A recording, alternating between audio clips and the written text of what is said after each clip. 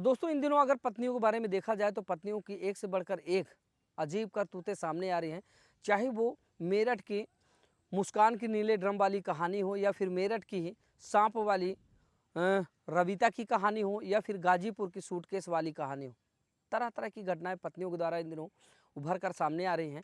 आज फिर से एक पत्नी की ऐसी कहानी मैं आप लोगों को सुनाने जा रहा हूं, जिसको सुनने और जानने के बाद कहीं ना कहीं आप लोगों को रूह कांप जाएगी, सोचने पर मजबूर हो जाएंगे कि आखिर हो क्या गया इन पत्नियों को कि आए दिन किसी न किसी घटना को अंजाम देते रहती हैं। आज एक पत्नी अपने पति को पहले अपने मायके में अपने भाई की शादी में बुलाती है। उसके घर से महज 50 मीटर की दूरी पर उसके पति हरेंद्र वर्मा की लाश मिलती है। पुलिस को सूचना दी जाती है, पुलिस की टीम वहां पर पहुंचती है।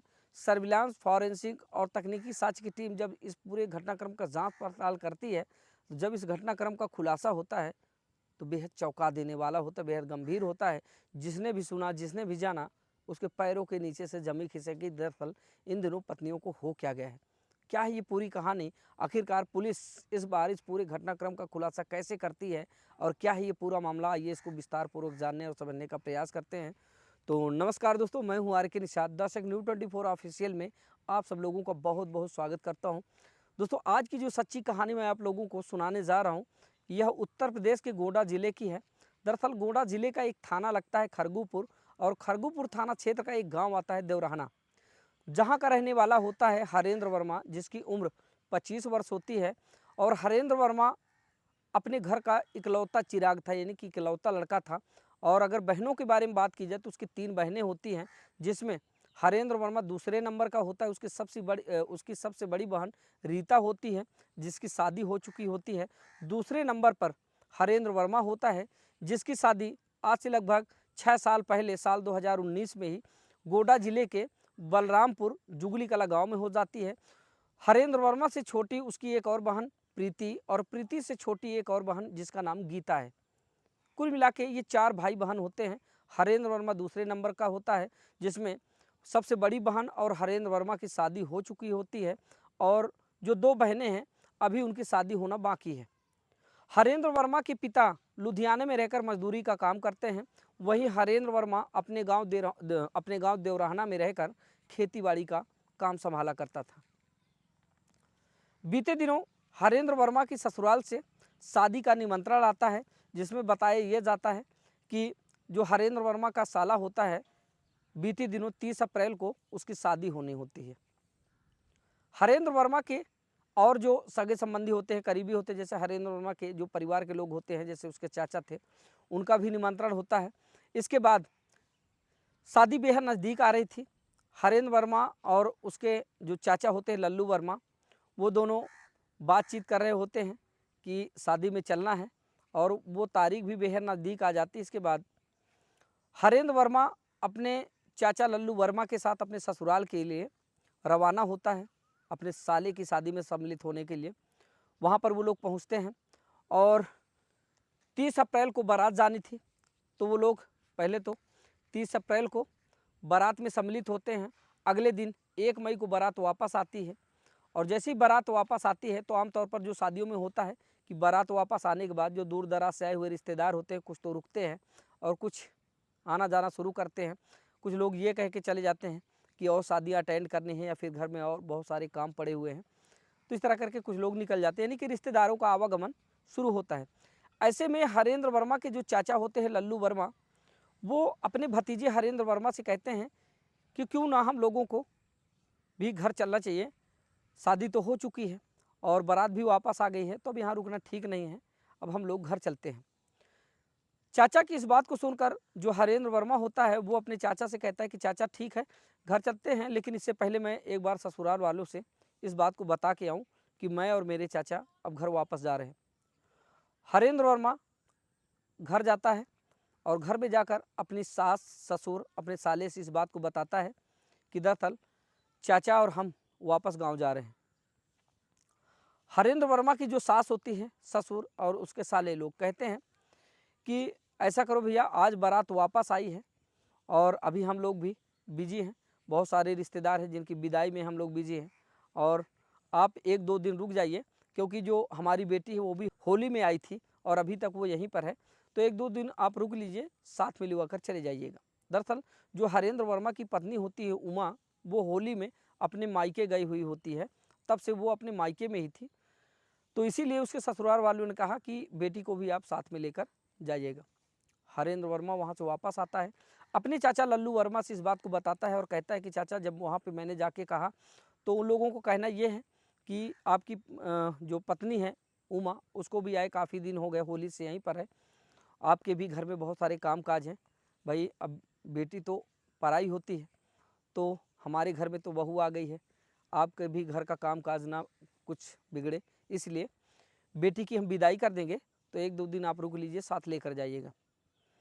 तो जो हरेंद्र वर्मा के चाचा होते हैं लल्लू वर्मा, वो कहते हैं कि ठीक है बेटा, कोई बात नहीं, तो मैं घर जाता हूँ और आप बहू को लेकर जो है 1-2 दिन में वापस आ जाना। उसके बाद हरेंद्र वर्मा अपने चाचा की तैयारी बनाता है और उसके जो चाचा होते हैं लल्लू वर्मा, वो वापस गांव चले आते हैं। 1 मई का वक्त था, जब जिस दिन बारात वापस आई थी, उस दिन सब कुछ ठीक ठाक बीता, रिश्तेदारों का आवागमन जारी रहा, जिसमें हरेंद्र वर्मा भी वहीं रुका था। और अगले दिन 2 मई की तारीख आती है और 2 मई के दिन शाम का वक्त था, जब कुछ रुके हुए रिश्तेदार होते हैं वो भी घर के आसपास बैठे हुए होते हैं। ऐसे में हरेंद्र वर्मा घर के अंदर जाता है और हरेंद्र वर्मा का उसकी पत्नी उमा से कुछ अनबन होती है, यानी किसी बात को लेकर वो दोनों आपस में थोड़ा झगड़ा कर लेते हैं।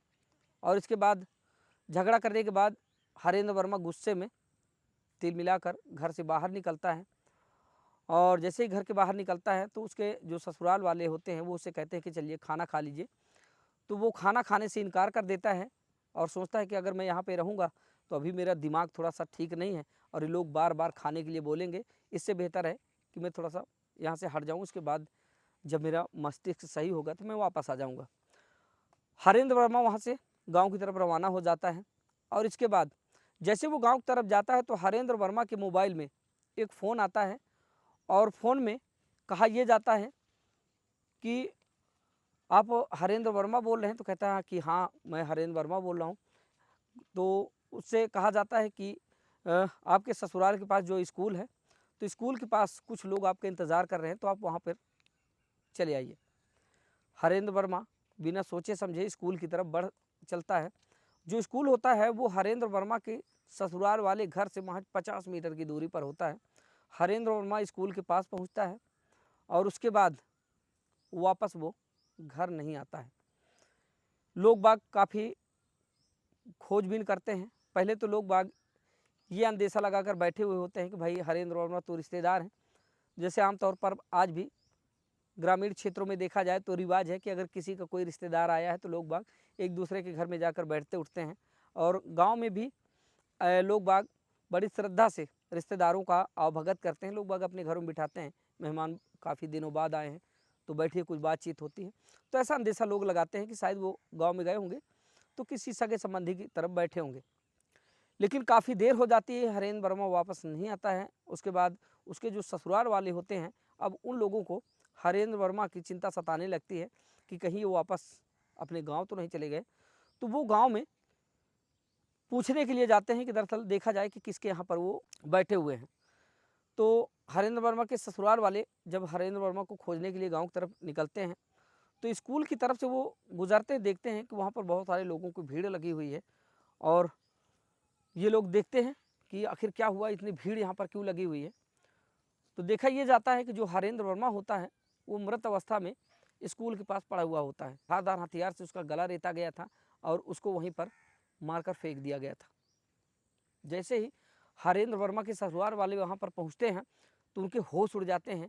दरअसल अब उनको कहीं ना कहीं इस बात का डर सताने लगता है कि ये तो घर जाने वाले थे, हम ही लोगों ने इनको रोका था। ये कहकर कि 1-2 दिन रुक लीजिए और आप अपनी पत्नी को भी साथ लेकर जाइएगा। ऐसे में इनके साथ इतना बड़ा हादसा हो गया तो इनके जो परिजन होंगे यही ना कहेंगे कि बताइए अगर ये घर चले आते तो इनके साथ ये हादसा ना होता। कहीं ना कहीं इसके जिम्मेदार इसके ससुराल वाले। बस उसके बाद हरेंद्र वर्मा के जो ससुराल वाले होते हैं वो तुरंत हरेंद्र वर्मा के घर में इस बात की सूचना देते हैं कि दरअसल आपके बेटे के साथ ऐसी ऐसी घटना हो गई है, तो आप लोग जल्दी से जल्दी यहाँ पहुँचने का काम करें।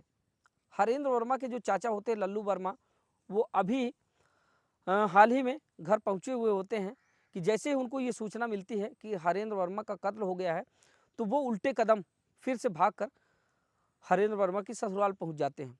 जैसे वो ससुराल पहुंचते हैं तो देखते हैं कि उनका जो भतीजा होता है वो मृत अवस्था में वहाँ पर लेटा हुआ होता है।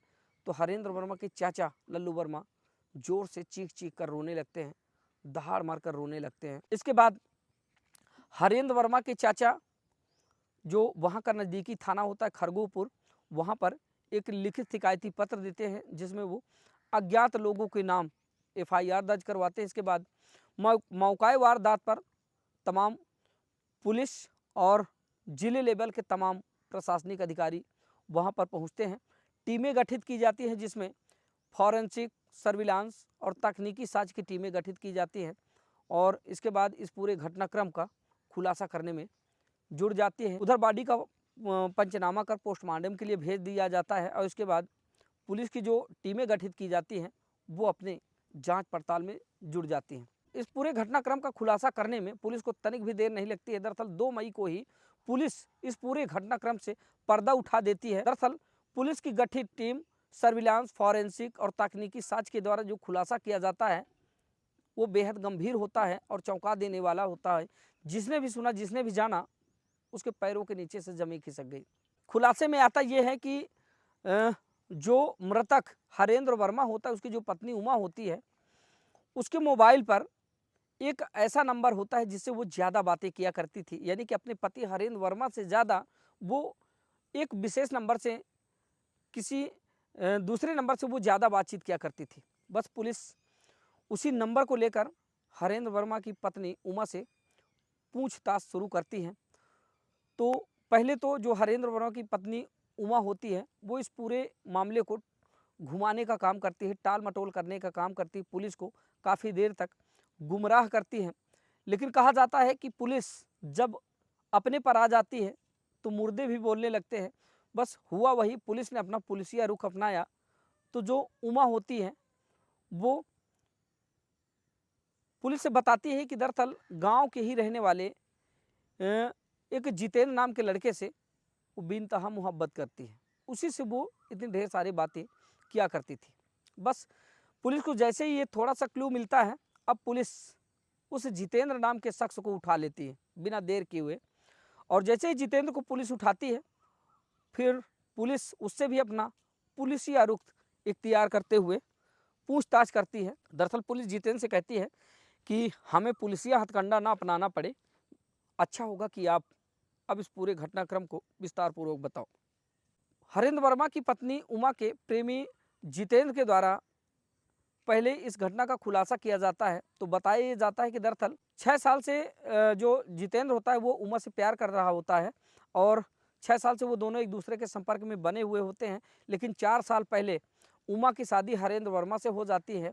उसके बावजूद जितेंद्र बताता है कि हमारा और उमा का मिलना जुलना जारी रहा, हम दोनों एक दूसरे से मिलते जुलते रहे और आज भी हम दोनों एक दूसरे के साथ आजीवन रहने का प्रयास करते रहे। फिर से जितेंद्र थोड़ा सा रुकता है, पुलिस फिर से अपना पुलिसिया रुख इख्तियार करती है कि अब रुकना नहीं है, बस क्रमवार सिलसिलेवार इस पूरे घटनाक्रम को बताते जाओ।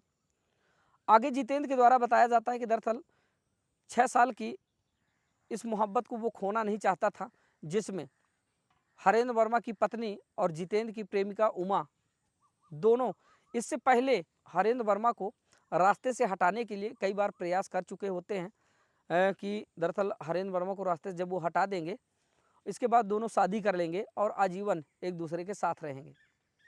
लेकिन कई बार के प्रयास जो इनके होते हैं हरेंद्र वर्मा को मारने के, वो जो है फेल हो जाते हैं, वो हरेंद्र वर्मा को मार नहीं पाते हैं। लेकिन इस बार जब हरेंद्र वर्मा अपने ससुराल अपने साले की शादी में सम्मिलित होने के लिए जाता है तो फिर से हरेंद्र वर्मा की पत्नी उमा और उसके प्रेमी जितेंद्र के द्वारा एक सुनियोजित प्लान बनाया जाता है कि दरअसल वो मेरे भाई की शादी में आने वाले हैं और इस बार ये मौका हाथ से जाना नहीं चाहिए। और क्योंकि हमने कई प्रयास किए लेकिन हम इनको रास्ते से हटा नहीं पाए, इस बार कुछ ऐसा प्लान बनाइए जिससे इनको हमेशा हमेशा के लिए रास्ते से हटाया जा सके।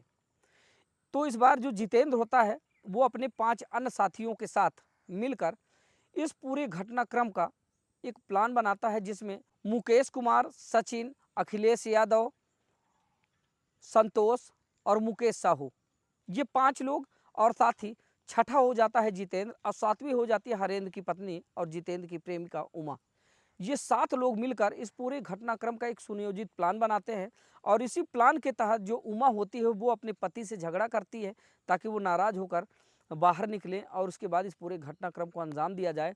जितेंद्र के द्वारा बताया जाता है कि जब मेरी प्रेमिका उमा के द्वारा अपने पति से झगड़ा किया जाता है, जब वो गुस्से में घर से बाहर निकलता है, उसके बाद उमा का मेरे पास फ़ोन आता है कि वो तो यहाँ से निकल चुका है। और इसके बाद जो जितेंद्र होता है वो अपने दोस्त मुकेश को उमा के पति हरेंद्र का नंबर देता है और उससे बोलता है कि उसको फ़ोन करके स्कूल की तरफ बुलाए। तो मुकेश क्या करता है कि वो हरेंद्र के पास फ़ोन करता है और उसको स्कूल की तरफ बुलाता है। पहले से घात लगाए बैठे वहाँ पर जितेंद्र के जो साथी होते हैं वो हरेंद्र को वहीं पर पकड़ लेते हैं, पकड़ने के बाद चाकू से उसका कत्ल कर देते हैं। इसके बाद पुलिस को सूचना मिलती है और तब इस पूरे घटनाक्रम का भंडाफोड़ होता है। दरअसल मौके से जैसे ही पुलिस इन लोगों को गिरफ्तार करती है, गिरफ्तार कर इन लोगों को जेल भेजने का काम करते हैं, वहीं पर साक्ष्यों के आधार पर पुलिस 2 मोटरसाइकिल, 6 मोबाइल फ़ोन, सना चाकू और सने कपड़े बरामद करती है, और इन लोगों को संबंधित धाराओं में अभियोग पंजीकृत कर पुलिस जेल भेजने का काम करती है। तो दोस्तों, इस पूरी कहानी को सुनाने का मकसद किसी को हताहत करना या फिर परेशान करना नहीं है, किसी का दिल दुखाना नहीं है, बल्कि आपको जागरूक करना है कि आए दिन समाज में हो रही ऐसी घटनाओं से आप लोग सजग रहें, सतर्क रहें, ताकि आप लोगों से इस तरह की कोई गलती ना हो। प्यार अब प्यार नहीं रह गया है जैसे लोग पहले किया करते थे। अब प्यार में भरोसा करना अपने आप को धोखा देने के बराबर है। आप प्यार अफेयर के चक्कर में पड़कर अपना तो सर्वत्र गंवा ही देते हैं, साथ में अपने परिवार, नात, रिश्तेदार, सगे संबंधियों का मान सम्मान भी दांव पर लगा देते हैं, और आखिर में होता वही है जो इन 7 आरोपियों का हुआ। आपको जेल की हवा तो खानी ही खानी है। तो इसलिए दोस्तों, आप लोग जहाँ भी रहें सजग रहें, सतर्क रहें, सुरक्षित रहें, अपना ख्याल रखें। और इस पूरी कहानी को सुनने के बाद आप लोगों को क्या लगा, कमेंट के जरिए अपनी राय प्रतिक्रिया जरूर दीजिएगा। मिलते हैं फिर से इसी तरह किसी नई कहानी के साथ, तब तक के लिए नमस्कार।